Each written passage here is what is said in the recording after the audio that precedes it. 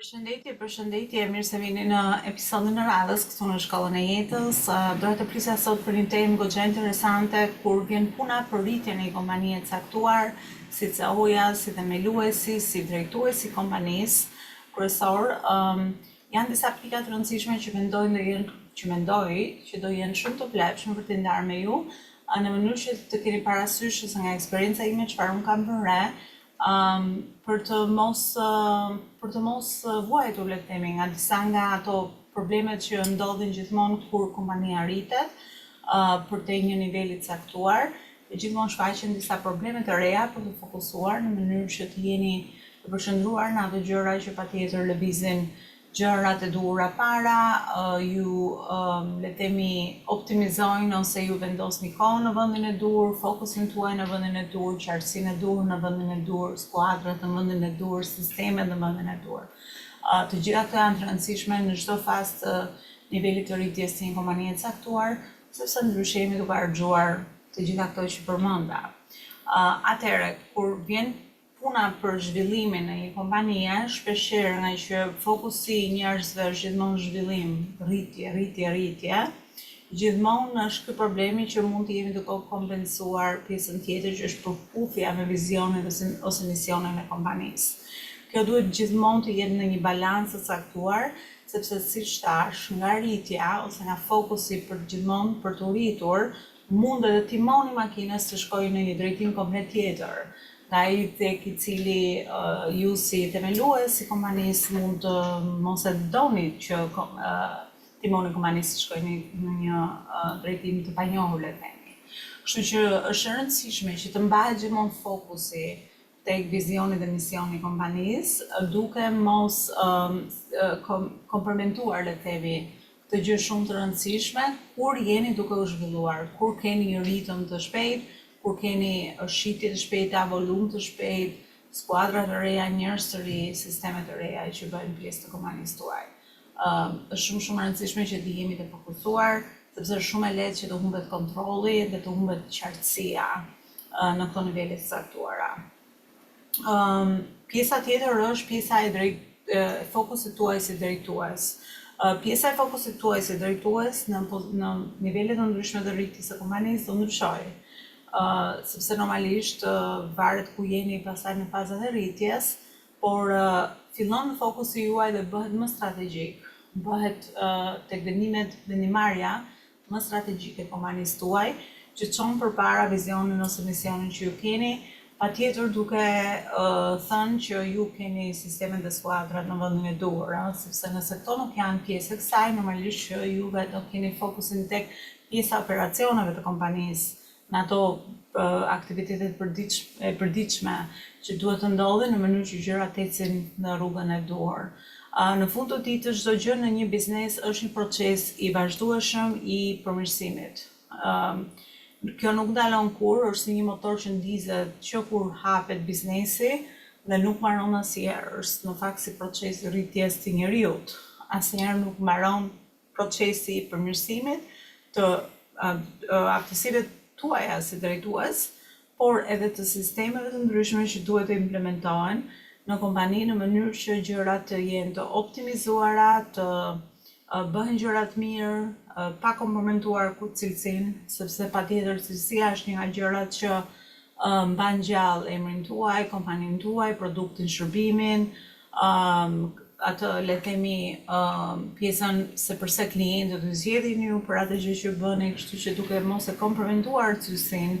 është rëndësishme që të fokusohemi tek pjesa e sistemeve dhe strukturave dhe çdo proces që mund të përsëritet dhe mund të përmirësohet, gjithmonë duhet të jetë një nga fokuset ose e juaja si drejtues, por edhe le të themi drejtuesve të ndryshme që kanë departamente ndryshme që janë pozicionuar në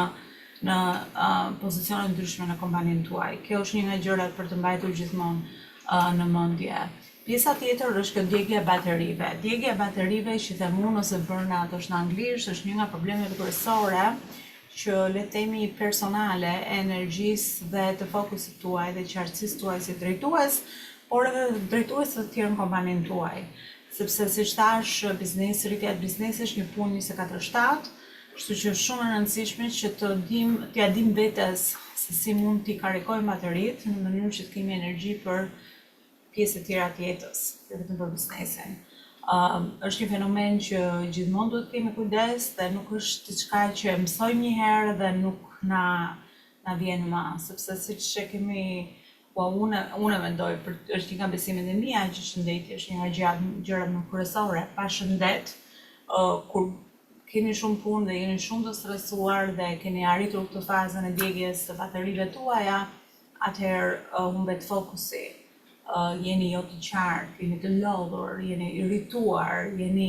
shumë probleme vinë me këtë gjë. Që është gjithmonë e rëndësishme që sa më shumë të rritet kompania, aq më shumë ju duhet kujdeseni për veten tuaj, sepse bëhet pjesë e biznesit pastaj. Zakonisht kur i flet gjuhën e biznesit sipërmarrësve, si puna ime, nëse bën si aktivitet biznesi, atëherë dëgjojmë. Se shpeshherë neve i anashkalojmë këshillat për shëndetin ose energjinë tonë, sepse nuk kemi kohë për atë, kemi 1 milion gjëra që na presin. Por kjo është numër 1, në mënyrë që ata gjëra që na presin të bëhen sa më mirë të jetë e mundur, por edhe që të keni rezistencë, sepse ndryshe të gjithë e dimë që mund të punojmë shpejt, fort, shumë për një kohë caktuar, o pastaj cilat janë pasojat, do filloni të zini kravatin, si i thonë. Kështu që nuk ja vlen. Sidomos për të pasur atë mendimin e legasisë, për të pasur atë vizionin për të lënë diçka pas, ose për të qenë shumë të qartë se për çfarë po ndërtoni këtë gjë që po ndërtoni për ta shritur, po ndërtoni për t'ia dhënë dikujt tjetër, po ndërtoni për t'ia lënë familjes. Domethënë është shumë e rëndësishme edhe qëllimi, se pse ju po ndërtoni diçka dhe cilat janë qëllimet tuaja me këtë gjë, sepse kur e keni këtë fokus, në fakt gjithë ato vendimet e vogla ditore që e dur në shqip, megjithëse duket pa rëndësishme, por gjitha janë si ajo puzzle që ngjiten me njëra tjetrën dhe bëjnë atë figurën e madhe. Dhe nëse nuk ka një fokus të qartë se ku ju doni ta drejtoni kompaninë, atëherë është shumë e lehtë që edhe vendimet që të merren në përditshmëri të merren për le të themi një drejtim të gabuar. Ata vendimet e vogla kthehen në të mëdha. Dhe pastaj vendimet e mëdha patjetër ndikojnë edhe më shumë në ku ju jeni dhe ku doni të shkoni. Kështu që është gjithmonë diçka e rëndësishme për ta bërë. Ndërtimi i kulturës së kompanisë tuaj, burimet njerëzore, unë kam folur shumë për këtë temë, por burimet njerëzore janë dy gjëra në biznes. O kemi procese, o kemi njerëz, burime njerëzore. Kemi sisteme ose kemi njerëz, burime njerëzore. Kështu që nësë të dyja duhet edhe këto të ecin paralelisht, në mënyrë që kompania të jetë efikase, të jetë pavarur, dhe të jetë duke funksionuar në mënyrë më të mirë të saj, në mënyrë të pavarur. Kështu që edhe pjesa e kulturës, si kultura e në familjes, në kur i kemi familje, kemi një kulturë, kemi ca vlera që i marrim nga prindrit, kemi parime që na mësohen, kompania është njësoj, parime, vlera, duhet të jenë shumë të qarta për punimin njerëzor në mënyrë që njerëzit të operojnë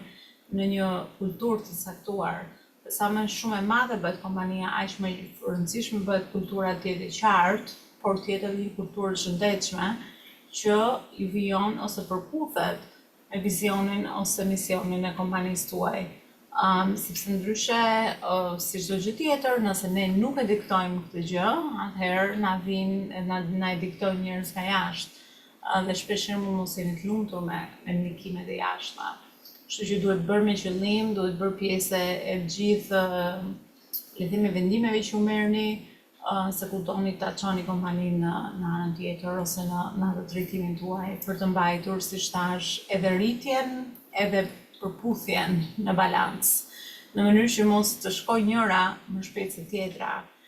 sepse siç thash kompenson gjithmonë diçka, kështu që duke mbajtur në balancë të dyja, siguroni që jeni në vit të drejtë dhe në vit të drejtë me vizionin e misionin që keni.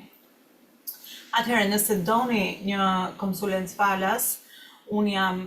goxha e angazhuar le të themi në agjetën time,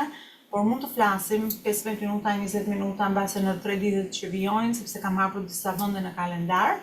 Mund të flasim nëse keni më shumë nevojë për këtë pjesë, jeni një frat caktuar dhe nuk po dini si shkoni më tej për të arritur, ose jeni duke përjetuar disa nga këto probleme që bisedova ose që po e ndaj me ju tani, doni pak ndihmë me sistemet, burimet njerëzore, domethënë gjithsesi unë them gjithmonë një bisedë nuk është asnjëherë gjë e keqe, sepse gjithmonë mund të shkëmbejmë eksperiencat dhe mund të shkëmbejmë mënyrat se si mund të mbështesim njëri tjetrin. Kështu që mund të lini një datë në kalendar dhe mund të bisedojmë më tej për këtë gjë. Shumë faleminderit që ndiqni podcastin e Shkollës së Jetës dhe mos harroni që të bëni subscribe, ta ndani dhe të lini një review në mënyrë që sipërmarrës të tjerë të kenë akses në këtë informacion. Faleminderit dhe mirupafshim.